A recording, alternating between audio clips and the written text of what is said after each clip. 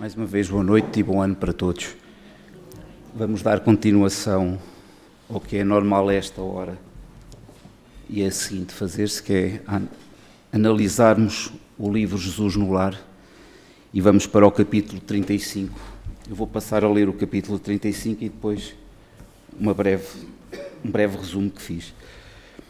A necessidade de entendimento. Um dos companheiros trazia ao culto evangélico enorme expressão de abatimento. Ante as indagações fraternas do Senhor, esclareceu que fora rudemente tratado na via pública. Vários devedores, por ele convidados a pagamento, responderam com ingratidão e grosseria. Não se internou o Cristo através da consolação individual, mas, exortando evidentemente todos os companheiros, narrou benevolente. Um grande explicador dos textos de Jó possuía singulares disposições para os serviços da compreensão e da bondade e, talvez por isso, organizou uma escola em que pontificava com indiscutível sabedoria. Amparando, certa ocasião, um aprendiz irrequieto que frequentes vezes se lamuriava de maus tratos que recebia na praça pública, saiu pacientemente em companhia do discípulo, pelas ruas de Jerusalém, implorando esmolas para determinados serviços do templo. A maioria dos transeuntes dava ou negava com indiferença, mas, numa esquina movimentada, um homem vigoroso respondeu-lhes à rogativa com aspereza e zombaria. O mestre tomou o aprendiz pela mão e ambos o seguiram, cuidadosos. Não andaram muito tempo e viram-no cair ao solo, ralado de dor violenta, provocando o socorro geral. Verificaram, em breve, que o irmão irritado sofria de cólicas mortais. Demandaram adiante, quando foram defrontados por um cavalheiro que nem se dignou responder-lhes à súplica, endereçando-lhes tão somente um olhar rancoroso e duro. O orientador e tutelado acompanharam-lhe os passos e, quando a estranha personagem alcançou o domicílio que lhe era próprio, repararam que compacto grupo de pessoas chorosas o aguardava.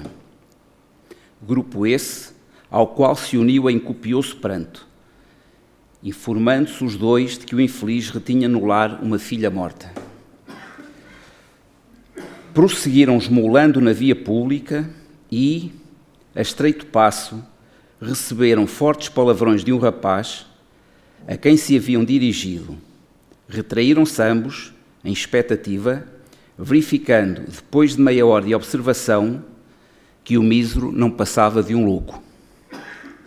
Em seguida, ouviram atrevidas frases de um velho que lhes prometia prisão e pedradas, mas, decorridas algumas horas, souberam que um infortunado era simplesmente um negociante falido, que se convertera de senhor em escravo em razão de débitos enormes. Como o dia declinasse, o respeitável instrutor convocou o discípulo ao regresso e ponderou: guardaste a lição? Aceita a necessidade do entendimento por sagrado imperativo da vida. Nunca mais te queixes daqueles que exibem expressões de revolta ou desespero nas ruas. O primeiro que nos surgiu à frente era enfermo vulgar. O segundo guardava a morte em casa. O terceiro padecia de loucura e o quarto experimentava a falência. Na maioria dos casos, quem nos recebe de mau humor permanece em estrada muito mais escura e mais espinhosa que a nossa. E, completando o ensinamento, terminou o Senhor diante dos companheiros espantados. Quando encontrarmos os portadores da aflição, tenhamos piedade e auxiliemo-los na reconquista da paz íntima. O touro retém os chifres, por não haver atingido ainda o dom das asas. Reclamamos comumente contra a ovelha que nos perturba o repouso, valindo atormentada. Todavia, raramente nos lembramos de que o pobre animal vai seguindo sob o laço pesado a caminho do matadouro. Perante isto, quem de nós, que já estamos habituados às vezes a ir fazer peditórios, por exemplo, para o Recheio, para o Continente, e quantas respostas levamos quando perguntamos se querem colaborar com o Ninho da Mariazinha? E não adianta nós darmos resposta. Quem andou já na distribuição da sopa, quando era feita, por exemplo, no Terreiro da Erva, quantas vezes fomos ofendidos? E eu, uma das primeiras vezes, ainda ripostei, mas não me adiantou de nada. Depois tive que aprender a calar. Portanto, e quantas vezes em casa também não levamos uma resposta, às vezes, do filho, o filho está mal disposto, chega a casa irritado, correu-lhe mal um teste, nós dizemos qualquer coisa e ele responde, digamos, com 2 pedras na mão. E depois cai nele, aí depois vem pedir desculpa. Portanto, nós temos que estar preparados para isto, às vezes no trabalho. Colegas que não conseguem deixar os problemas que têm em casa, levam-nos para o trabalho. Depois quem paga são os colegas dele de trabalho. E nós vamos fazer o quê? Vamos nos zangar com eles? Para quê? Isto é uma prova que nós temos, que é treinarmos a paciência, a tolerância, o respeito. Às vezes dizemos, fazes-me perder a paciência. Ele não te faz perder a paciência porque nós ainda não temos a paciência. Porque se tivéssemos, não a perdíamos. Nós, se tivéssemos paciência, não perdíamos a paciência. Quando dizemos, fazes-me perder a paciência, faz-te perder não, porque tu ainda não tens a paciência. Relativamente ao perdão, por exemplo, é fácil perdoar, é muito difícil perdoarmos. Mas ao menos se não conseguimos ainda perdoar, depois não adianta dizer, eu perdoo, mas não esqueço. Se não esquece, não perdoo. Ponto final. Mas se não conseguimos ainda perdoar, ao menos que não xinguemos a pessoa, respeitemo-la. A gente não perdoa, tudo bem, mas não vamos sequer ofendê-la, nem vamos xingá-la mais. Fez-nos alguma coisa, temos que conseguir, temos as costas largas, vamos aguentar também um bocado. E aí é a nossa prova, aqui neste mundo.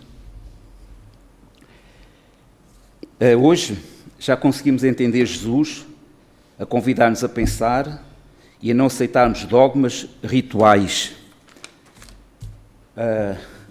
O momento de hoje, para nós, que já frequentamos esta casa, é de análise e de ponderação. Aqui no GEAC, quase sempre, convidamos todos a repensar o caminho que estamos a seguir. Mas nós convidamos, mas vocês, perante o livre-arbítrio, que é um dom que Deus nos dá, é que escolhem o caminho que querem seguir. Nós podemos aconselhar, podemos ajudar, mas não vos podemos ir empurrar, é para ali. O caminho por nós percorridos, através da descoberta, por vezes de sentimentos errados, e assim somos convidados a plantar as sementes do Mestre Jesus. Quem hoje não enfrenta medos ou problemas no lar, no trabalho, mas podemos lidar de maneira diferente do que lidávamos antigamente, sobretudo antes de conhecermos a doutrina espírita. E nós temos no Espiritismo um princípio que é o vigiai e orai.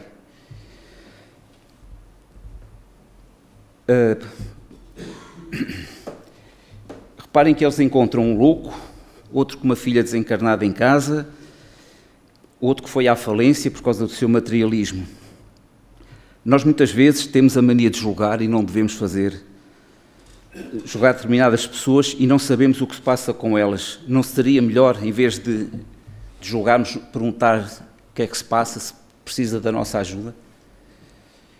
E a ajuda não tem que ser financeira, não tem que ser monetária, pode ser uma palavra de conforto, um sorriso, um abraço.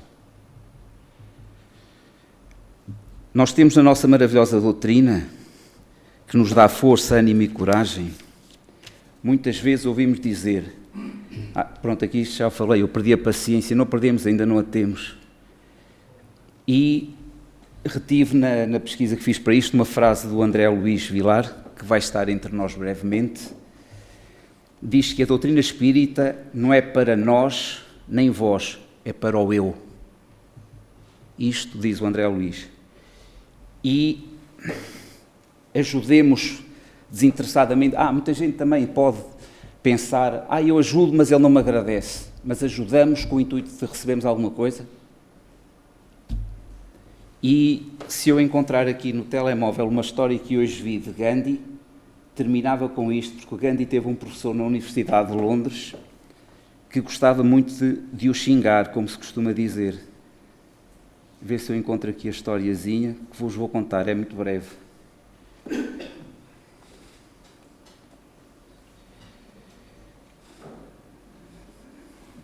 Está aqui.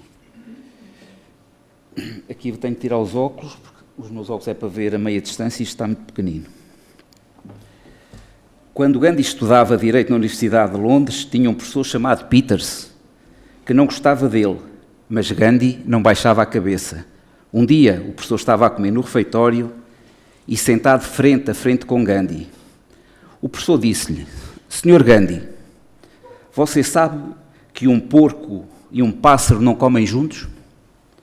Ok, professor, já estou voando, disse Gandhi. E foi para outra mesa.